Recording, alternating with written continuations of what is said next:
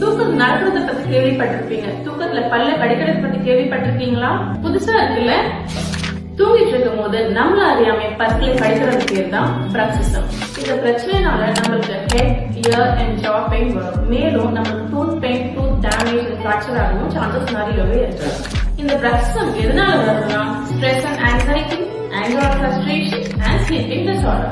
இதற்கான treatment night guards and hard splints use பண்ணலாம். உங்களுக்கு இந்த பிரச்சனை இருந்துச்சுன்னா கீழே நம்பர் கான்டாக்ட் பண்ணுங்க. அதோட ஃபாலோ பண்ணுங்க.